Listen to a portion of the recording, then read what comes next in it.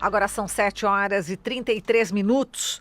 Vamos falar sobre o coronavírus. O nosso entrevistado de hoje é o Marcos Boulos, médico infectologista. Olá, Marcos Boulos, bom dia. A gente está no telefone com o Marcos Boulos. Alô, acho que eles... Bom, Bom dia, Boulos. bom dia, Bom dia, tá me ouvindo bem? eu estou sim. Ah, muito bem. Bom, Marcos, a gente teve aí São Paulo registrando a primeira morte pelo coronavírus e também no Rio de Janeiro a segunda morte. E a gente tem informações, né, que estão sendo divulgadas falando sobre a situação do Brasil, inclusive que a gente está praticamente no 20º dia, 21º dia de coronavírus, é pior que o que se observou na Itália, pelo menos é as informações que a gente está vendo, inclusive aqui no jornal Folha de São Paulo. Como é que você analisa essas primeiras mortes, né? E também sobre o quadro no Brasil, Boulos? Bem, as mortes são previstas, né, em toda doença infecciosa, toda, não é apenas o coronavírus. As mortes, existem mortes e essas mortes são relacionadas geralmente à pessoa com mais idade ou aqueles que têm alguma deficiência imunológica por outras doenças, outras comorbidades, como aconteceram nesses casos aí que morreram já no Brasil. Isso deve aumentar. Com relação à comparação com a Itália, é muito difícil de a gente fazer essa comparação, porque nós estamos trabalhando com o quadro do coronavírus até muito antes de ele começar. Eu sempre costumo dizer que nós temos uma epidemia de mídia desde janeiro, quando a doença chegou recentemente só, por causa dos problemas na China, como se a gente tivesse aqui. A Itália, quando percebeu que estava o coronavírus, já estava circulando há algum tempo, porque eles confundiram as doenças virais comuns, as outras gripes, H1N1, com coronavírus, porque eles estavam em epidemia das duas, porque eles estão em pleno inverno lá. Então, os dados deles não dão para comparar nesse momento e ainda está muito cedo. Nós vamos ter que ver acúmulo de casos e ver como isso acontece. Eu acho que isso não deve assustar muito, apesar do pessoal estar todo assustado, porque é assim que caminha a doença. Ela vai aumentar em progressão geométrica e quanto mais contingente a gente fizer, menos pessoas em contato com o vírus, ela acaba mais cedo e com muito menor número de casos. Certo. E, Boulos, como é que você está vendo as providências, né, tomadas pelos governos, né, de uma forma geral, dos estados, pelo menos, inicialmente, em relação ao fechamento de escolas, universidades, o transporte público é um ponto bastante preocupante. Você acha que deve chegar a hora também dos governos estaduais tomarem medidas em relação aos transportes públicos? Veja, o que nós estamos fazendo, ela repete o que tem sido feito na maior parte do mundo com relação à diminuição do contato. Esse tipo de providência, essa é a primeira epidemia que isso ocorre, que nós tivemos algumas pandemias, já em nenhuma nós evitamos esses contatos de maneira tão intensa como está sendo agora, tão rigorosa. A China foi de uma maneira rápida e conseguiu até quase que mobilizar uma cidade inteira do tamanho de São Paulo para conseguir controlar. Conseguiu, mostrou que isso era possível. Mas nós temos que lembrar que nós somos regimes distintos. A China, né, a obediência ao governo é total. E isso faz com que eles consigam fazer. Nos outros países isso não acontece. Na Europa, aqui na América do Sul, na América de um modo geral, a gente pode ver muito claramente que nos jogos de futebol, por exemplo, lá na França, o jogo de futebol com campo vazio, mas a torcida tudo em torno do campo. Aqui também, anteontem, um jogo em Campinas, a torcida toda fora do campo. Ou seja, essa consciência da necessidade das pessoas evitarem aglomerados é fundamental para dar certo. As regras aqui nem sempre são seguidas como deveriam. Com relação a fechar transporte público, isso, no meu entender, apesar que você diminui bastante o contato, é uma situação já bastante drástica no sentido de que você praticamente inviabiliza as pessoas irem ao seu trabalho. Então você, de uma certa maneira, quase que imobiliza o país, de um modo geral, né?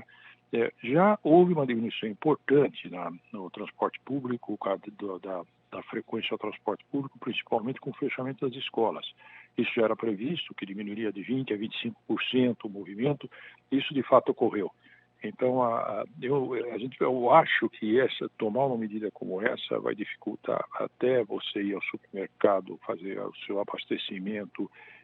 Eu não sei mensurar isso, não sei até quando isso é necessário e se isso vai ser mesmo necessário. Eu acho que as medidas que nós estamos tomando está, como eu disse, da maneira que está sendo feita nos principais países, mas temos que lembrar que nós somos numa epidemia, que nós vamos ter um número elevado de casos e certamente um número elevado de mortes. E tem que lembrar também para a população, parece que todo mundo está com risco enorme de morrer por causa disso, que as pessoas imunocompetentes, jovens, crianças, todas essas pessoas, eles vão ter uma gripe se te pegar coisa. Não é mais nada que uma gripe. As gripes, nós temos todo o inverno, provavelmente todos nós já tivemos gripe na vida. É mais uma gripe, ela não tem gravidade nenhuma. A gravidade acontece em pessoas que têm deficiência imunológica e idosos, principalmente, que têm outras comorbidades, outras doenças associadas. Nós não podemos tratar isso como o final dos tempos, isso não vai acontecer. Repito, várias doenças infecciosas, quase todas elas, morrem mais idosos, todas as doenças infecciosas morrem pessoas numa porcentagem variável e nós não devemos ficar assim tão apavorados por um vírus a mais que está ocorrendo entre nós. Boulos, pesquisadores norte-americanos estão estudando aí a propagação do novo coronavírus, né? E eles estão estimando que o número real de casos pode ser de 5 a 30 vezes maior do que o divulgado oficialmente. Enfim, apenas no estado de Massachusetts, nos Estados Unidos, onde o cálculo foi feito, os especialistas avaliam que o número de pessoas infectadas possa ser de 1.970 e até 6.500 pessoas, a depender do método da utilização, da metodologia utilizada, né? E o dado oficial fala em 218 nesta terça-feira. Bom, esse aqui é um estudo, muitos pesquisadores estão se debruçando, né, sobre esse tema, obviamente. Agora, é fato que é difícil também, Boulos, saber com exatidão o número. Agora vamos passar aqui para o Brasil, né? É difícil, não é isso? O dado oficial, já que existem hospitais particulares que também parece que não enviam as informações, não é isso? Queria que você explicasse um pouco essa questão. As informações vêm todas. Nós temos Tá. o centro de contingenciamento, ela tem todos esses dados que vêm de todos os hospitais privados ou públicos. Não é esse o problema. O problema é que as doenças, a maior parte delas são assintomáticas. Você não sabe que está doente. As pessoas não sabem, por isso que se propaga muito grande. Se as pessoas todas que fossem doentes tivessem sintomas, seria mais fácil para conter o processo. Mas não é. Em todas as doenças também você tem uma gama de quadros clínicos que vai desde as pessoas com doenças graves e mortes até a maior parte delas que não tem sintomas nenhum. Então, o estudo certamente, sempre quando nós temos número de casos, esse número deve ser multiplicado por 10 ou mais. Depende exatamente do tipo de doença. É provável que nós tenhamos um número muito maior do que nós está sendo divulgado aqui por causa disso, porque nós não conseguimos detectar todos os casos, porque muitas pessoas passam como uma simples indisposição ou mesmo não tem nada. Então, esse é o perigo, né? E aí o diagnóstico não é feito mesmo, né? Exato. E as assintomáticas passam, né? Esse também é um problema, Passam. né? Exato. Todos eles passam, né? Num período de uma semana, 10 dias, o vírus foi embora e a pessoa fica normal. A diferença é que quando você vê a pessoa espirrando, é mais fácil, a pessoa se sente mal. Agora que ele não se sente mal, nem vai procurar o médico, não deve procurar mesmo. Com certeza. A gente tem aqui também a participação das pessoas que acompanham o Jornal Brasil Atual, e a Bernadette da Lapa, aqui de São Paulo, ela faz a seguinte pergunta: há alguma diferença entre usar álcool líquido e álcool em gel? Ela faz esse questionamento aqui por conta da falta, né, do álcool em gel já em diversas farmácias e também por conta do preço inflacionado do produto. Não é que faz diferença, provavelmente não, porque os dois são álcool e isso inviabiliza a procriação do vírus, o vírus continua lá. O problema é que você usar o álcool comum várias vezes na mão, provavelmente vão ter lesão de pele, corrosão, essas coisas, ficar usando o álcool o tempo todo, né? O álcool já é exatamente uma maneira de dissolver o álcool na pele sem você ter aquela agressão mais intensa do produto. A impressão que eu tenho, apesar de estar em falta pela corrida exagerada das pessoas, nós estamos tendo a informação que eles vão ser repostos e que não está em falta na produção, que ela logo estará outra vez regularizada essa produção, o fornecimento. A gente tem também aqui a pergunta de Beatriz Pereira, de Estiva, no sul de Minas, né? A gente sabe que nesse período diversas informações errôneas estão circulando aí no WhatsApp, como a de que o vírus não sobreviveria em uma temperatura acima de 27 graus. Queria que você falasse a respeito disso e também, se já há informações, a gente pode precisar por quanto tempo ele sobrevive nas superfícies, fora do corpo humano. Bem, claramente não tem essa temperatura que o vírus sobrevive ou não. O vírus morre se você tostá-lo no calor, mas o calor não é de 27, o calor é de 90, 100 graus, né? Em que ele morre quando você ferve, quando você tosta, né? Eu costumo dizer, se naquele mercado onde surgiu isso lá na China, se a comida que eles comessem fosse assada, tostada, não teria vírus, né? O fato é que eles comeram a comida crua, então aí pode ser. No caso o que acontece com temperatura de verão, como nós estamos aqui, é que você dificulta a transmissão, mas não é por causa do vírus, é porque as pessoas ficam menos próximas, né? A doença respiratória por vírus, como essa aqui, ela é uma doença de inverno. Ela explodiu no inverno do hemisfério norte inteirinho. Aqui chega no verão, pode ter, claro, mas provavelmente devem aumentar até mais importantemente o número de casos quando nós chegarmos na época de frio, porque aí as pessoas ficam muito mais próximas mesmo, quase ninguém sai, até por questão da temperatura, né? As pessoas ficam mais próximas, vão em lugares fechados, apesar que hoje, com as medidas que estão sendo tomadas, está sendo dificultado as pessoas se reunirem em lugares fechados, só se for em casa mesmo, mas isso é o tradicional. Com doenças de verão, são doenças transmitidas por mosquito que prolifera, aquelas que têm alimentar por contaminação pelo calor, mas em inverno são doenças por vias respiratórias como esta. Então, 27 graus não mata e claramente o vírus, para sobreviver no ambiente, normalmente o vírus ele vive dentro da célula humana. Ele não tem vida independente, como tem bactéria e outros micro-organismos. Então, quando tem célula, ele está dentro da célula, ele pode viver algum tempo mais. Se no meio ambiente tiver condições propícias, vamos supor, você não está ressecado, você tem uma umidade, né, e isso pode perdurar horas, né? Tem estudos mostrando que ele pode permanecer muitas horas. Isso não é o habitual. O habitual é que ele fique alguns minutos, ou no máximo 1 hora, 2 horas no meio ambiente. Por isso que a gente limpa toda hora, aquele que fala assim, eu vi até limpando corrimões, essas coisas que vocês falaram aí também da limpeza dos trens, dos ônibus. Isso ajuda muito, porque na maior parte das vezes, uma pessoa que está em qualquer lugar, ela espirra, faz alguma coisa, o vírus vai para aquele local, fica num corrimão, mas depois de algum tempo ele morre sozinho, mas se você limpar, ele morre mais cedo ainda. Então, por isso, a necessidade de você estar lavando toda hora as mãos, e pode se lavar com água e sabão, não precisa de ser de álcool, nem álcool gel, é que você vai, se o vírus por acaso, você pôs a mão numa substância que tem o vírus, você lava a mão e ele vai embora, né? Não é que mata, ele vai embora. Perfeito. Inclusive ontem no Banco do Brasil eu percebi que tinha uma senhora assim limpando direto os vidros, né? Uhum. Aquela parte onde tem o acesso, né, do público nos caixas eletrônicos. Aquela senhora estava o tempo inteiro trabalhando, né? Sem parar. Agora, Boulos, o outono vai começar agora, né? Na sexta-feira. E a gente lembra daquela secura tradicional do outono, né? Isso complica um pouco, né? Você começa agora uma época que eu não sei que esse país nosso está tão estranho com temperaturas de verão no inverno e de inverno no verão, né? Mas na teoria nós vamos ter uma época mais fria e que de uma certa maneira facilita a transmissão respiratória, até pelo que eu falei, quando as pessoas se agasalham mais, ficam mais próximas.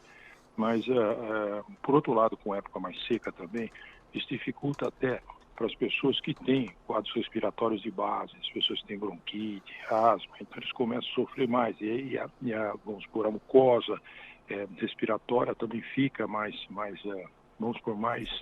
propícia a desenvolver doenças. De fato, nós vamos entrar num período em que nós vamos ter que tomar... Bom, nosso cuidado nós estamos tomando tudo agora, mas com a possibilidade de você ter um aumento maior de casos.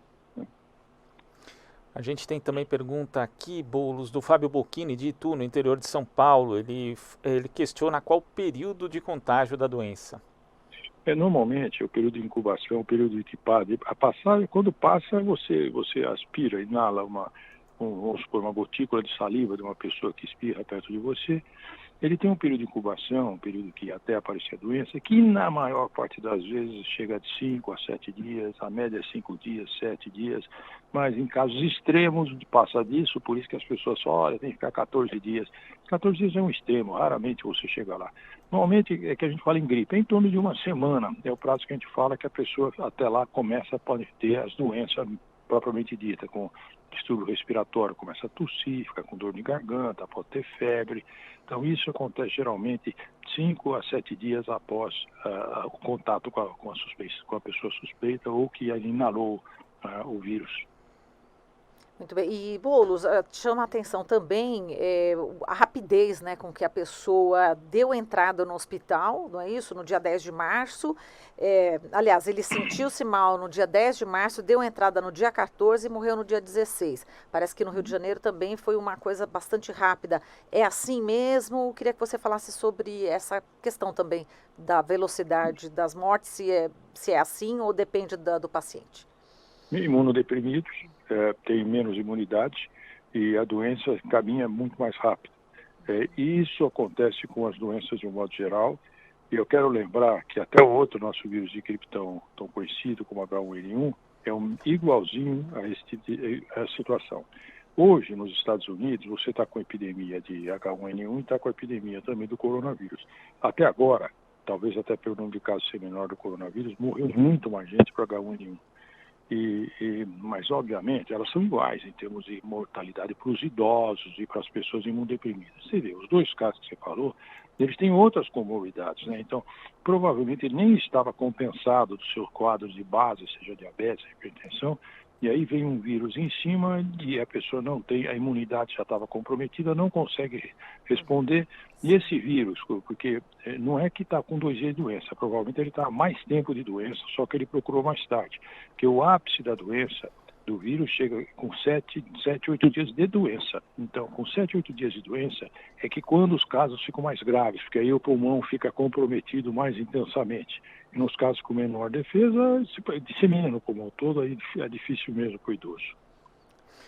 Tem aqui também a questão do Manuel de São José dos Campos, Boulos. Ele pergunta se caminhar ou correr em parques com poucas pessoas é considerado um risco.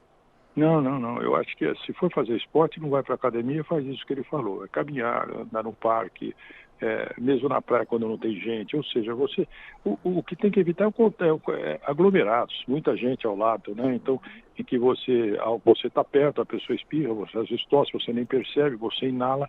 Então, quanto menos aglomerado é melhor. Agora, nós não vamos ficar enclausurados, né? As pessoas têm que ter uma vida que continua a vida, vai ter que fazer as coisas, vai ao supermercado, vai procurar sempre evitar o horário de pico, em tudo que faz evitar aglomerados, com o maior número de pessoas. O esporte adequado é o que ele falou, ficar na rua, caminhando ou correndo, num parque onde tem pouca gente. Muito bem. Só na esteira dessa questão, o Glauco já vai te fazer outra pergunta, Boulos. Por exemplo, eu faço academia, enfim, a gente já está tomando providência de não ir mais.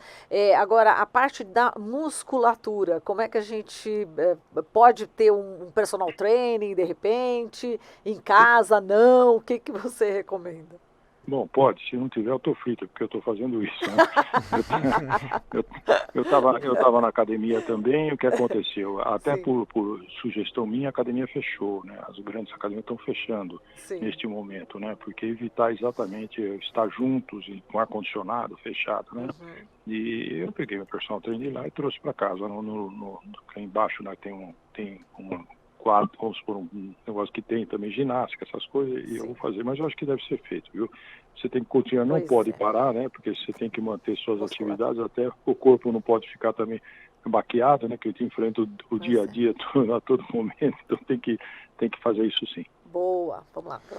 Boulos, a Marta da Vila Buarque, aqui de São Paulo, também toca numa questão que ainda é controversa. A gente já tem informações se pode haver reinfecção de uma pessoa que já teve o coronavírus? Assim, normalmente as pessoas têm uma vez só uma infecção por um vírus, cria imunidade e raramente ou excepcionalmente pode se reinfectar. Mas nós tivemos, no caso H1N1, pessoas que tiveram mais de uma vez.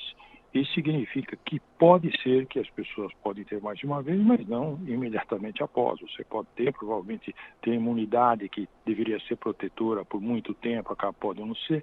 Se tiver outra vez, provavelmente vai ser numa outra epidemia, não nessa mesma. Agora, se for igual aos outros coronavírus que vieram como epidemia, o SARS e o MERS, eles não vão voltar mais. Essa epidemia foram embora e não mais tiveram essas infecções por coronavírus, desapareceram, né? Então pode acontecer isso sim. As pessoas estão falando em vacina, pode ouvir vocês até falando um pouquinho antes, essa vacina pode não ter nenhuma eficácia, porque mesmo que ela seja muito boa, é possível que nós não tenhamos, depois dessa pandemia terminar, o ano que vem podemos não ter mais nada de coronavírus, ele nem voltar mais. A gente tem também a pergunta da Regina de Alphaville em relação a produtos que são comprados, né, em estabelecimentos. Que cuidados que as pessoas devem ter ao ir nesses estabelecimentos, inclusive com os próprios produtos, Boulos? Não, esses produtos que são comercializados, eles têm o risco, né? Ficar aí, só se pensar, não, pode ser que alguém espirrou e está em cima do plástico do produto. Aí tem que, se estiver tão preocupado com isso, acho que isso está sendo evitado até nas próprias supermercados com limpeza. Você limpa em casa o produto externo, né? Lava a mão, ou você usa a mão e limpa o produto se quiser. Agora, não tem risco nesse sentido. Os produtos comercializados, mesmo produtos crus, a carne, não tem esse problema, porque isso veio claro que veio do animal, mas de animais que não são exóticos, que nem tem no Brasil, esses animais que começaram com isso. Então, eu acho que a gente não tem que ficar, vamos supor, olha, não posso fazer nada, não é nada diferente. O vírus pode estar em superfícies inertes, mas é raro acontecer isso e por pouco tempo. Então, não podemos ficar também assim apavorados com essa coisa, a gente não vive mais, né?